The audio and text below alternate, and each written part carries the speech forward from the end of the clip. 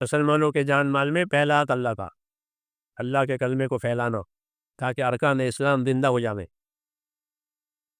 سب سے بڑا حق یہی ہے، نصرت کہتے ہیں اس کو۔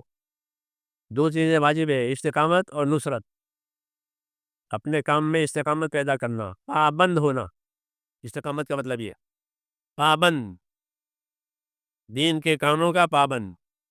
جیسے ملازم ملازمت کا پابند ہے، اپنے وظیفے کا پابند ہے، ایسے مسلمان کہ اپنے دین پر استقامت کے ساتھ رہے۔ یہ حکم ہے اللہ تعالیٰ کا، فاستقم کما امرت ومن تاب معک۔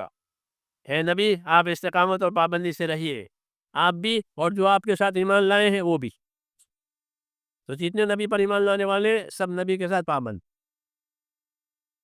اس لیے اللہ کے نیک بندوں نے اپنی زندگی کو پابند بنایا، ایک ایک حکم زندگی پابندی کے ساتھ۔ اللہ کے راستے میں نکلیں گے، محنت کریں گے تو پابند ہونے کی استعداد پیدا ہوگی۔ استقامت کی استعداد پیدا ہوتی ہے نکلنے سے، پھر پابند ہو جائیں گے۔ ایک ساتھی ہمارا اب تو بوڑھا ہو گیا ہے، یہ راجہ 30 برس ہو گئے کبھی مہینے کے 3 دن ناگا نہیں ہوئے، 12 برس ہوئے کہ کبھی ہمارا گشت فوت نہیں ہوا۔ پہلے تاریخ میں پڑھتے تھے ہم، سعید بن مسیب فرماتے تھے، سعید بن مسیب کہ 20 برس ہو گئے کبھی ایسا نہیں ہوا کہ میں اذان سے پہلے مسجد میں نہ پہنچا ہوں۔ 20 برس ہو گئے کبھی ایسا نہیں ہوا کہ میں نے امام کے سوا کسی نمازی کی پیٹھ دیکھی ہو۔ امام کی پیٹھ دیکھی پہلی سب میں، کسی نمازی کی پیٹھ نہیں دیکھی۔ 20 سال ہو گئے، سالوں کی بات ہے۔ اسی سے تاریخ بنتی ہے، اسی سے سوانح بنتی ہے، کیوں کہ عمل مسلسل ہو رہا ہے۔ حضرت عمر فرماتے تھے سعد ابن ابی وقاص سے، سعد ابن وقاص قادسیہ کی مہم پر جا رہے تھے، 10,000 مجاہدین ان کے ساتھ، فرمایا یہ پورا مجمع تیرے ساتھ ہے، 10,000 آدمی ہے، ان کو خیر کے کاموں کا عادی بنانا۔ کیا کرنا؟ یہ خیر کے کاموں کے عادی بنے، یہ نہیں کہ آزاد ہو جائیں ہم تو دعوت والے ہیں، یہ والے ہیں، اور کچھ نہیں، یہ دھوکہ ہے۔ تو فرماتے تھے یہ تیرے ساتھ جا رہے ہیں، جان مال لگانے والے ہیں، ان کو خیر کے کاموں کا عادی بنانا۔ کہ اللہ کا راستہ اپنے آپ کو عادی بنانے کے لیے ہے۔ ہم محنت کے بھی عادی ہیں، ہم عبادت کے بھی عادی ہیں، ذکر کے بھی عادی ہیں، خدمت کے بھی عادی ہیں۔ کیوں کہ جب 4 مہینے لگیں گے تو عادی نہیں ہوگا تو اور کیا ہوگا؟ بعض جماعت نماز پڑھنے کے عادی ہیں، خدمت کرنے کے عادی ہیں، دوسروں کو راحت پہنچانے کے عادی ہیں۔ یہ تو اسلامی اعمال، اسلامی اخلاق ہے کہ تفریح کے اوقات تفریح کے لیے نہیں ہے، شہرت کے لیے نہیں ہے، یہ تو عادی بننے کے لیے ہے۔ امام غزالی فرماتے ہیں دین پہلے عادت میں آئے گا پھر عبادت میں پلٹے گا۔ دین پہلے عادت میں آئے گا اور پھر عبادت بنے گا۔ عادت میں نہیں ہے تو عبادت میں کہاں سے ہوگا؟ چھوٹے بچے سے نماز پڑھواتی ہے شریعت، 7 برس کے بچے سے نماز پڑھواؤ، تو حدیث میں ہے کہ تمہارے بچے 7 سال کے ہو جائیں انہیں کہنا ہے بیٹا نماز پڑھو، بیٹا نماز پڑھو۔ تو 7 برس سے نماز پر لگایا تو نماز کا عادی ہو گیا۔ اب جوان ہوگا، بالغ ہوگا، اس کو شعور آئے گا تو اب عادت والا، اب وہ نماز عبادت سے پڑھے گا، یہ اللہ کا حکم ہے۔ یہ فرمایا کہ دین عادت میں آئے گا پھر عبادت میں پلٹے گا، اور عادت ہی نہیں ہے تو بچپن سے نماز پڑھنے کی تو جوانی میں تو اور مشکل ہو جائے گی۔ لوگ شکایت کرتے ہمارے بچے نماز نہیں پڑھتے۔ مکہ معظمہ میں ہمارے ایک ساتھی مجھے شکایت کر رہے تھے کہ بیٹا 18 سال کا ہے نماز نہیں پڑھتا مکے میں۔ وہ یہی ہے کہ عادت میں بات آئی نہیں ہے، تو پھر جوانی کی خواہش ہے، جوانی کا شوق، یہ تو اور بھی آگے لے جاتا ہے۔ شباب و جنون، تو اب اس کو نماز اور مشکل ہو گئی، اس کی نیند بھی کہہ رہی ہے، جوانی کی نیند کہہ رہی، تو اس کو نماز اور مشکل ہو گئی۔ اس لیے امام غزالی رحمۃ اللہ علیہ یہ لکھا کہ دین پہلے عادت میں آئے گا پھر عبادت میں پلٹے گا۔ اس لیے ہر کام کو روز کرو تاکہ وہ عادت بنے، پھر عبادت ہو جائے گی۔ مولانا یوسف رحمۃ اللہ علیہ فرماتے تھے کہ عمل میں لگے رہو، اخلاص بھی آتا رہے گا۔ اخلاص پہلے نہیں ہوتا، وہ تو آدمی پابند ہو جاوے تو پھر اللہ تعالیٰ اس کو اپنی رضا کے لیے کرنے کی توفیق دیں گے۔ یہ میرا بندہ ہے، روز کرتا ہے، تو اللہ تعالیٰ اپنا قرب اس کو عطا کرتے ہیں۔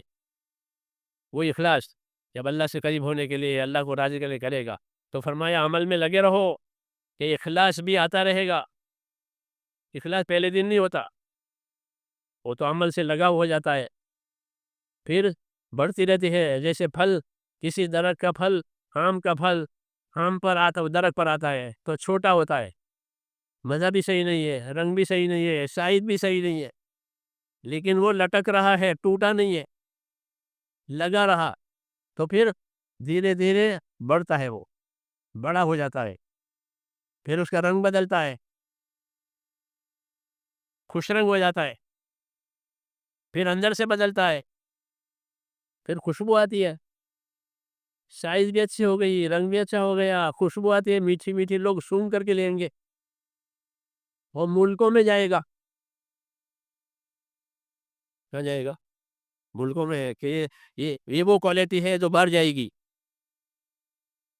کیوں کہ اعلیٰ درجے کی ہے، ہائی کوالٹی، اسے باہر بھیجتے ہیں۔ یہ ہمارا کام ہے کہ اپنی زندگی کو اچھی کوالٹی بنائیے کہ اللہ ملکوں میں کام لیں گے، دنیا میں کام لیں گے۔ جیسے اچھی چیز باہر جاتی ہے، تاجر خریدتے ہیں، بیچتے ہیں، اس کے سودے ہوتے ہیں، اس لیے اپنی زندگی بنانے کی بات ہے۔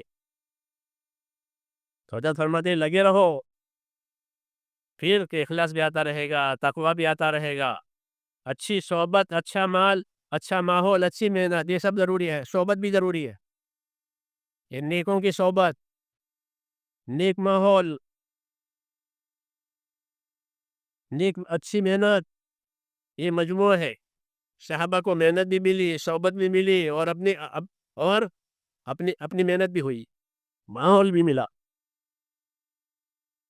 دین کی دعوت ایک اس طریقے چلانی ہے، اچھوں کی صحبت، نیکوں کی صحبت، علماء کی صحبت، بزرگوں کی صحبت، ان سے فائدہ اٹھانا۔ ہاں، اپنی دنیا الگ نہیں بنانی ہے کہ ہم تبلیغ والے اور یہ مدرسے والے، یہ غلط بات ہے۔ دین کے جتنے کام ہو رہے ہیں دنیا میں، وہ سب دین کے لیے ہو رہے ہیں۔ علم بھی دین کے لیے، ذکر بھی دین کے لیے، دعوت بھی دین کے لیے، رفاعی خدمت ہے وہ بھی دین کے لیے۔ ہمارا ذہن وسیع ہو کہ اللہ کے ہاں سب کا درجہ ہے، سب دین کے لیے کر رہے ہیں۔ اپنے بارے میں داعی بنو، مدعی نہ بنو۔ مدعی ہمارا ہی کام ہے، ہمارا ہی کام ہے، ہمارا ہی کام ہے، یہ مدعی ہے، اس کے دل میں دوسروں کی جگہ نہیں ہے۔ انزل الناس منازلہم، حدیث شریف میں ہے، ہر آدمی کو اس کے درجے پر رکھو۔ ہاں، یہ انصاف کی بات ہے، کیوں کہ وہ بھی ایک کام اللہ کے لیے کر رہے ہیں، ہم بھی اللہ کے لیے کر رہے ہیں۔ یہ سب حق ہے، حق میں تعاون ہے، حق میں تناؤ نہیں ہوتا، حق میں تناؤ نہیں ہوتا، حق میں تعاون ہوتا ہے۔ یہ بھی حق ہے، یہ بھی حق ہے، یہ بھی سچ ہے کہ پھر معاون بنو، معاون بنو۔ ادھر سے معاونت ہوگی، ادھر سے وہ آپ کی معاونت کریں گے، ہم ان کی معاونت کریں گے۔ یہ نہیں کہ ہم ان کو اپنا مخالف قرار دیں، کہ نہیں، مخالفت کی کوئی وجہ نہیں ہے۔ رفیق بن کے کام کرو، فریق بن کے کام مت کرو، یہ بزرگ کہتے ہیں۔ رفیق بنو، فریق مت بنو۔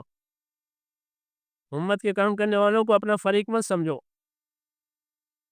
ان کو احسان سمجھو ان کا کہ جو کام ہم نہیں کر سکتے ہیں وہ کر رہے ہیں۔ حضور نے مہاجرین کو یہ سکھایا تھا۔